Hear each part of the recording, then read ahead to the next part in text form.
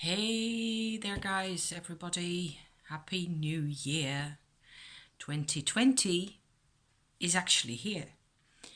I don't know how it is for you guys, but for me, I always sort of sit and look out the window and go like, it's actually really January now. So I'm trying to sort of open up my brain and for this new category of, you know, a completely different part of the season where I am anyway. Um, because yeah, the winter solstice tends to be quite a bit of a process. Always here, it feels to me more and more with years passing that it's like sort of slipping through a little keyhole or the hole in the needle or something like that. You know, this all this smoke is sage passing in here because I do need me some sage. It's weird. It's actually it shows more on the on the camera. I will put it behind the camera, so like that. Um, so yeah, the solstice, the winter solstice, we have quite long nights and a lot less daylight and a lot less sunshine in all, and it just depends on the days, very much on the weather and stuff like that. So what with Christmas and festivities, I haven't been on in quite a bit on my channel even. Just, passing through here and there. Of course, I did upload my remaining Shaktipat sessions. So those are up there. Finally, that's all done and set. As far as production of those has gone, I'm for now, I think I'm kind of done with that. And I'm feeling really good that I actually did that and it's done. And there have been other concerns and things going on in here in this household. And to me, I don't know what it's like for you or where you are, what the procedures are or how things go really. But we have this New Year's Eve celebratory business in this country where everybody sets off fireworks, and I'm really not fond of that at all. So that's kind of, it's almost almost re-traumatizing every year, and it doesn't look like Shakti or no Shakti. It doesn't seem like it's changing that much.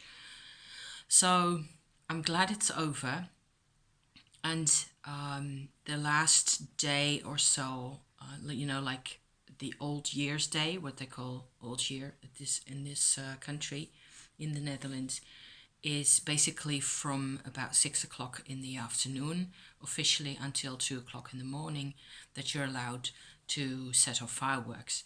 And so basically it's just endless banging and endless warlike, noises. And to me, it's just something that gets on my nerves really badly. After a couple of hours, I just get completely freaked out.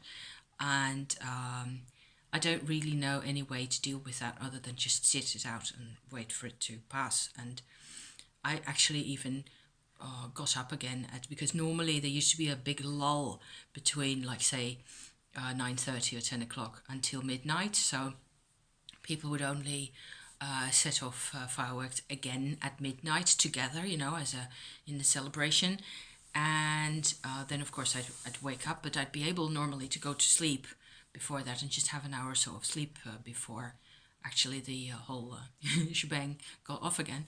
And this time there was just no lull. It was just, they just kept at it. And it, after reading all the news reports and things of how things have gone, I must say, and I'm just telling the world because people are listening to me out there who are not on this continent or not in this country, and you guys know how you should know what it's like, I think, over here if you're interested.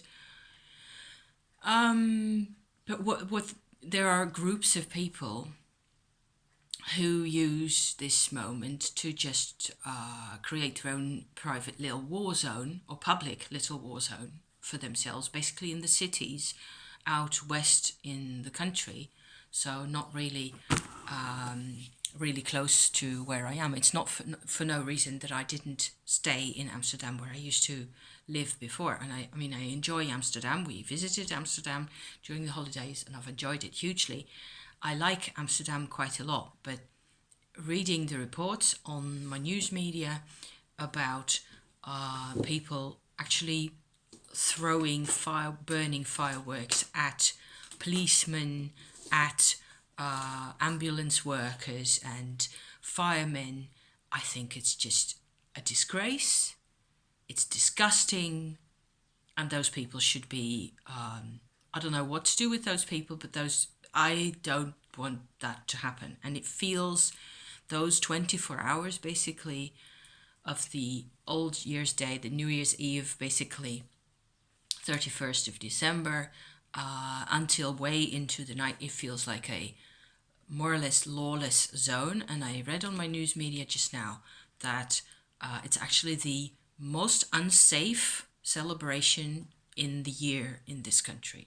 So, because of the accidents, people getting hurt, people setting fire to things, even accidentally. There's 2 kids who set fire to an apartment block in a city not that far away from here, and it's an hour's drive or so, and 2 people were killed. And it's an accident, theoretically, but where were those parents of those kids? It's a disgrace. I think it's an utter disgrace. And then I'm personally really sensitive to all this vibrational stuff, and I tend to get really negative and really upset and powerless, and I'm triggered in all the possible ways, by the powerlessness. And to some extent I can also work with that afterwards. I manage to, sort of think about things again and work my way out, but it's not so easy. And especially the desire that I seem to see in some groups of people who just seem to, want to destroy everything we've got, and it just feels really bad and it's triggering. So, and I'm not the only one. So I'm just putting this out there, also to get it, get rid of it myself, and just, generally share about these kinds of things, because it's okay, it's over, and nothing bad has happened, and our car was left alone, and my house was left alone, and thank goodness. But you're not sure. You're never, and you normally, in the Netherlands, you're fairly sure of your democratic, level of, lucky us, safety. You're assuming that you spend your life trying to be as productive as you can, because you rely on a lot of things being safe, right? So all that's very unsettling, and thank goodness it's over. And I also got a couple of really nice memories from the past couple of weeks that I haven't really been on, other than just put the Shakti parts out there. I've like I said, I've been to Amsterdam with husband, and I've got something to share with you. Actually, I did a thing where we visited it's not really like I've got that much to show you even, although I can show you how I go about this. We visited the Hermetic Museum, like I've been mentioning before a couple of times already. And it turns out that it's absolutely worthwhile. They've got, it's like a really beautiful, old, big mansion of a house. Except it's not a mansion, because that would be a freestanding house, of course, on one of the big expensive canals in Amsterdam, where it's just a row of houses basically. So it's a building that is, I think, 17th century or so, and it's called the House with the Heads because it's got big sculpted, I don't know how big, 4 times, 5 times life size, something like that. Statues, sculptures of faces on the front, 4 of those, or 6 or something like that. And inside there's a tea shop, and they do tea and apple tart and stuff like that. And they sell books, a few. Some of them haven't bought anything. there's a couple of rooms that are for exhibition purposes, and they do basically show a lot of images from Hermetic texts, Kabbalah and alchemy, and those types of, parts of the literature, really. So a lot of illustrations blown up really big, so you can look at those.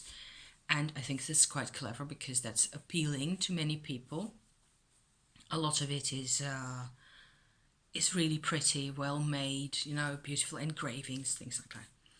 There's also on the upstairs floor, there's a couple more of those display cabinets and rooms where there are, exhibitions and things. And there's a reading room, and that's where I spent most of my time. And this is what I've actually done. I've taken photographs. You won't be able to read any of this, but that doesn't matter. It's just about, this is my tarot journal that I made and that I use on and off for spreads, bigger spreads, and background information on things that are sort of relevant to the tarot. There's loads of printouts and Wikipedia stuff in here, and printed, pictures of decks that I like, or tarot, Lenormand, anything, anything like that goes in here, basically, background information, and larger spreads that I want to record for myself what I did with them. So my Kwanzaa spreads of last year I put in here as well. But what I did this time is I took photographs of some of the text of the books that I've been reading. So there's the Zohar right there. That's Jewish commentary on the Bible, basically, that I found really interesting because I'm looking for the sources. I try to go back to the source of a lot of the information that we're used to, talking about in the tarot. So there's that. I read parts of this book, The Kabbalah by Papus. It's another French person, but that's of course 19th century. So that's much or more recent than the Zohar. And it has, for example, these over here, two different versions of the Kabbalah tree of life with a different top, and they look like it's a different way of going about that type of stuff. Some interesting astrological features that I found in papers like that, about different degrees and the meaning of the degrees and things like that. Spirits having to deal with the degrees, that's something that actually goes back to him. I think he thought that up himself. I haven't really, I'm not quite sure whether, I'm trying always to find the origin of the ideas, going back to, and then there's all these people like Papus, for example, and Eliphas Levi, and a number of other people who've actually compiled texts and books that were easier to use for larger groups of people. And those were then again used by for example, Arthur Waite and Aleister Crowley, the next generation, as it were. So I'm interested in those layers throughout history of those writers and who compiled what, when, and using what, basically. And the Zohar is one of the oldest sources of Kabbalah information that we have. And so that's one strand of thought right there. All this kind of also exists next to each other, not only in chronological order, but also next to each other. So the last book that I studied spent about half an hour on, was this one, German one. It's about occultism in the, I would say, the pre-Roman age. So in the Middle East. So that was a bit fiddly. And what I did is I took photographs of my pages that I was interested in, or quotes or bits that I was interested in. For example, this period of the Akkadians, that's a pre-Sumerian Mesopotamia group of people. They already had Lilith. Okay, so our Lilith mythology Black Moon or otherwise, goes back 5,000 years or more. Isn't that interesting? I've got a quote on her in here somewhere. And I've mailed those photographs to myself and on my computer cropped those photographs to have so that I got bits of text that are actually the bit that I wanted and not all the, not everything, not the whole page. Cut those out and just printed them out, cut them out and pasted them in here. And so I can add all my own thoughts in there, and I just had such fun with this. And I also did a couple of little spreads because visiting Amsterdam we actually ran, first of all we ended up at a pub that we used to have coffee or a beer at when we still lived in that neighborhood, so like 30 years ago, so insane long time ago, and we hadn't been there since. And we just kind of walked accidentally into that same area, and there it was, it's still the same. So that was kind of fun, and we revisited and rehashed and and so I did a little spread with my little cards that I've got by me always to see what has changed in the meantime, and how I've done basically since the time that I used to have my coffee over there and all the way up to now. That was kind of cool. And then after the pub we had lunch there. Actually, we had a sandwich, and we went to visit a couple of shops that are around there in the center of Amsterdam. It's all really very much in the center, about like 20 minutes walk from the railway station in the center. I visited a tarot and metaphysical store where I got, in the end, let me see, this one, a Marseille. Yes, I finally got myself a teeny tiny, of course, Tarot de Marseille by Grimaud. This one. Is that going to be up back to front? Probably not. It's back to front now, but it will be okay when it's uploaded. So this is the Grimaud is the printers and the publishers of this, and it's French. And the booklet that comes with this is in French and English, 2 languages just. And it was surprising. This is actually the whole of the deck. So you can see that for these small cards, that's actually rather sturdy. I paid 19.5 euros for this, almost 20 euros. There was a Los Scarabeo version of the same, basically looks more or less the same, and it was a bit thinner. I would have said like that, so, and it was 12.5 euros. So there was like, wow, that's a big difference in price, really. And I walked around the shop first with this one, then with this Scarabeo version, and then I decided I was being a fool. I wanted this one because I want proper, whatever. And I tend to be, I'm slightly less crazy about Los Scarabeo decks these days. The regular Pippish type of thing, and the Hanged Man and all that's very familiar, of course, and the Tower, and which is very traditionally called La Maison Dieu, yes. House of God is the old title. I like this. Very fond of it. I haven't used it heaps of times in the meantime, but a few times. And it's a great little deck for me to take along on the road if I want a Marseille deck.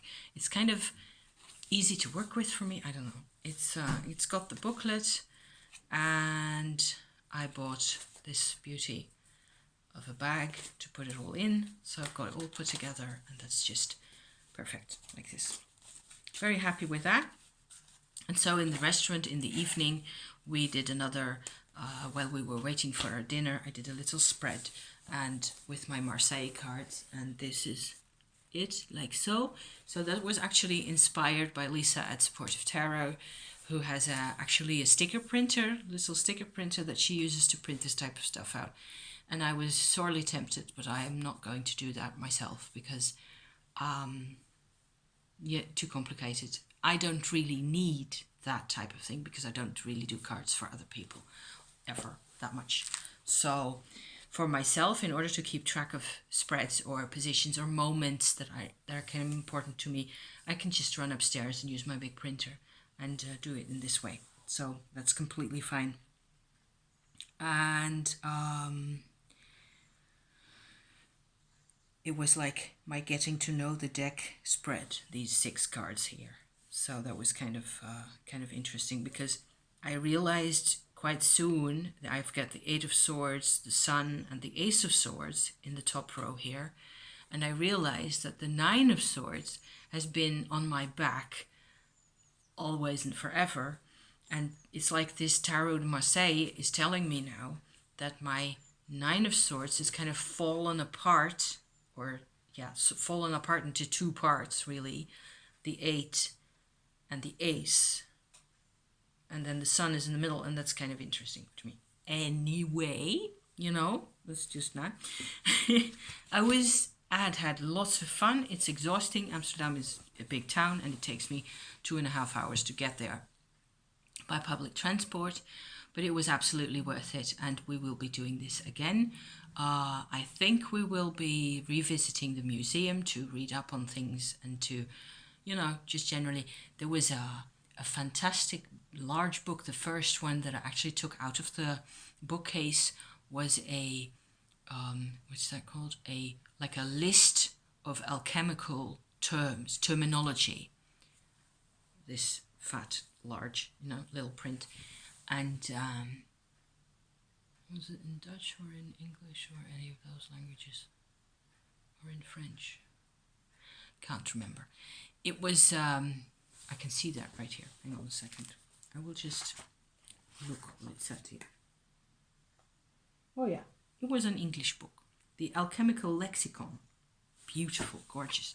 There's plenty of stuff in there that you just have to sit and think about and mull over. It's completely my brainwave. Beautiful. So that was Amsterdam. What else did I do? We went to the sauna the next day, close by here. Great success. And even sat outside with, steaming off, and had a bit of a cool down in the actual outside swimming pool, where it was 2 degrees outside in the outside air. The temperature of the pool was warmer than that, of course, but kind of lukewarm, normal swimming pool temperature. And it was amazing, and husband loved it, and we were both completely, blown away by the experience, because we hadn't really been to a sort of a luxury wellness type.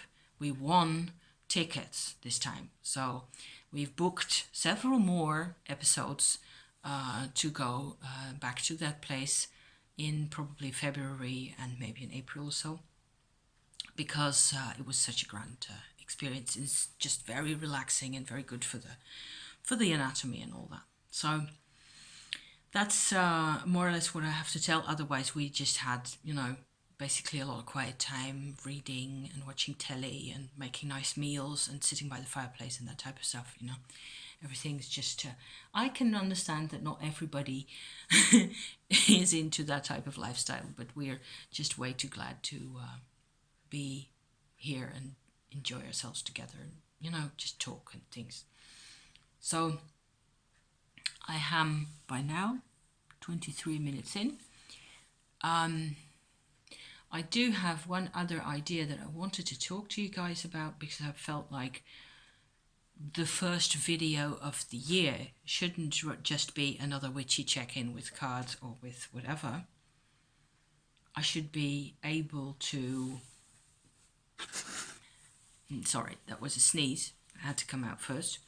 I should be able to share a bit more of things that have been going on. I can see very strongly that I've been involved in this long-term process myself of learning to live with vulnerability a lot more, and with some factors in that are, for example, my big sort of another aha moment, or another like a phase that I've had yesterday and the day before, probably also because of fireworks and all that. has been that I've realized again how basically debilitating it has been for me to grow up with a parent, one only parent, for almost all of my, my childhood and my adolescence, a parent who was an invalid. So I spent endless days and hours and weeks and months keeping myself busy, which is why I can still do that. I do that really well. I can sit here and do my things, and I've got another little weird tarot project coming on that I'll be talking to you about probably tomorrow when it's done, because it's like 3/4 done now, and I want to show it to you when it's really done, because it's quick and weird and funny in a way. So I've had fun with that. I can do that type of project on and off almost forever. I can, I've got my YouTube, I got my coffee and my tea. I got it all sorted out really, and I'm safe. I've had to deal with anxiety quite a bit in the past couple of days, especially because I don't, even though I feel quite safe at the moment, I'm scared to death of it being taken away again. So something happening to my husband, for example, or something else horrible happening where I'm just spooking myself. I'm really good at that as well. So all in all, I feel like 2019 has been a hell of a year. It has been incredibly productive, and I can see that what with I've watched Teal Swan video 2020 predictions that I thought was pretty on point for me. Certainly it's exactly about that. It is about me going forward through all these changes and all these ideas and things to redefine myself. And so there will be things like that, things where I am not sitting here because I'm incapacitated or not allowed to move, basically, or don't have the energy to move, or things like that, all that has, to a large extent, all that has changed already. A lot of my inner, my emotional life it used to be non-existent, and there's a lot of sadness over the past that I'm still working on, and there's a lot of acceptance that I'm basically, in order for me to get my acceptance out the way, it's what suits me in my personality type. I have to move through anger and sadness and distress and anger again, and all those, it just goes, it's a roller coaster, and that's just how it feels most of the time. And so what I've kind of tried to sort of set up for myself is I've been looking at my life, at my I'm 53 now. I will be 54 this year. And if I look at all of my life, all of my years, there has been this so-called soul retrieval experience in 2015, basically. Actually, the first episode of that happened in 2012. And then in 2015, I sort of came back to it and sort of reintegrated parts of things that needed to be done first. Everything afterwards has been a completely different life for me as an individual from what it was like before. And so if I look back now from this viewpoint at the earlier periods, I can sort of see my life in it's almost like cement blocks, big square blocks and it doesn't really matter where one ends or the other one begins. It's just that I was in there. I know now that there was a relationship between the person that I am now, the person that I used to be, in this block or in that block or in the other block, you know, growing up basically. And I'm wondering, I have wondered about how could you be there with so little self-awareness, as was the case during all those years. I was 48 when I had my soul retrieval experience, that I'm still calling that for lack of any other term. It's at least a term that you can find on the internet, and it's about personal growth and expansion and finding yourself basically.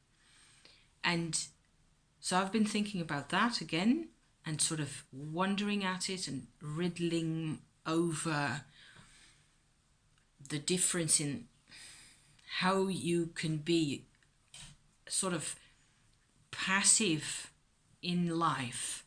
I used to be this completely passive receptacle of a body with hands and feet and eyes and nothing much more. You know, I'm saying those things not to disparage myself or anything, but I just, in order to survive with my parents, I needed to, it looks like, let as little as possible get to me. And because I moved every 2 or 3 years for many years, for all of my youth, basically until I was 28 and my mother passed away.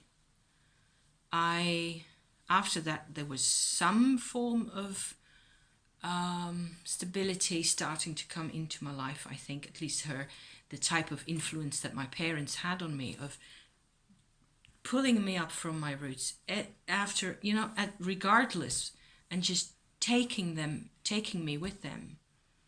That ended. There's a lot more like that.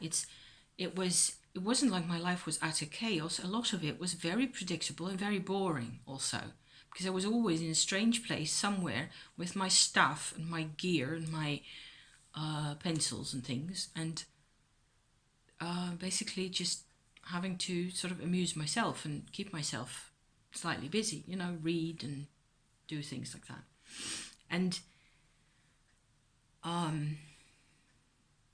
I was wondering at how you can be the same person and not be in the body, okay? This body was there to the extent that the cells have, of course, changed and have grown physically and have matured and I've got grey hair now.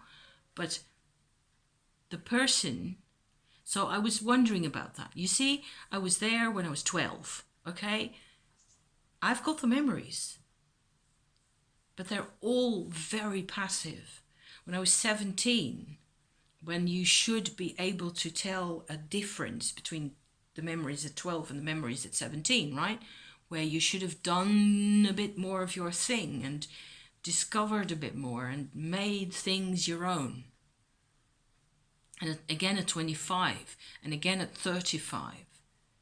That process for me has been excruciatingly slow, and actually most of it has happened in the last 5 years, in the past just now 5 years, so between 48 and now, because of my soul retrieval. So I'm riddling. I'm you know, basically this is all very weird and confusing. So then I thought, how about it's like this? How about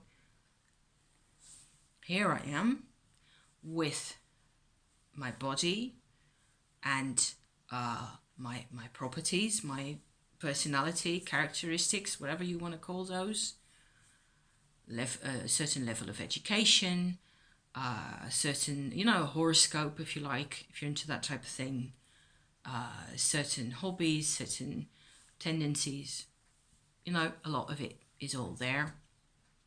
What if myself, and I'm not talking about my higher self necessarily, but just my real basic personal self, what if that self isn't necessarily there in my body? So What if it is something like an abstract, a non-physical vibration or a field that is potentially there, but it doesn't need to be realized? And then what's different throughout those years, and what I've been working on so hard, and given it all I've got really, is actually the level of activation of that self. Once I kind of got hold of the things that mattered in that respect, and that was what the soul retrieval, and especially later the past lives revelations and all that weird shit, what that's been about. It has been about finding the activation codes for myself. So I thought that was kind of cool to share. It took me a long time to get to this point, but that's what I wanted to say, really. The 2020, where you're supposed to be redefining yourself, you're supposed to decide now. It's the time. This is a great time to make a clean breast of it. Do the things that you've always wanted to do. Be on your own team. Have your own back. Support your needs. Redefine, right, yourself in terms of who you really are. So I have been on that process and on that path for the past 5 or 6 years by now, every single day of the week, and I'm still on it, and I'm loving it, and it's such a better life. Oh, you guys, you've no idea how much of a better life it is than what it used to be like, because I was like what's that game? Well, just like a tennis ball, I was just being slapped around, and but it was me. I was there. But the self-activation was minimal for many, many, many years. And I'm not saying you necessarily need a soul retrieval experience if you're in trouble, but what you do need is to figure out what your self-activation is like. And there's probably heaps of people working on that. And there's also a lot of people that are kind of offering stuff that makes people feel better for a short-ish while, where there isn't really any self-activation happening. Because if I'm thinking about that, what is it that is a characteristic of real self-activation? I would say that the best thing is that it is a long-term business. It will work again next week. The element that you found, that you connected with, because it is self-activating for you, it will work next month. It will work whether you are at the other end of the country. It will work always. Whatever it is that you're doing, it doesn't really necessarily have to do with what you're doing, or how clever you are, or how well you can talk about things, or how artistic you are, or any of those things. It's mysterious. The self is and remains a real mystery, but you can activate it. So that makes me happy. That kind of stuff makes me happy. And the fact that it's a long-term, reliable operation, once you've gotten hold of the bits and things, ideas and things that warm you up inside. The things that warm you up. And what do they have in common? And that kind of thing. That's how I think about these things. But that's my process, it's my path, that's what I'm trying to share here also. 40 minutes, I'm gonna leave it at that for now. I hope to be back tomorrow in order to share my weird little tarot experiment over there. I hope you're curious, and I wish you again very happy and productive and innovative 2020, because the world needs us, every step of the way. So all of us. So there you go. Thank you so much for watching and being here now and forever. Okay? See you soon. Bye bye.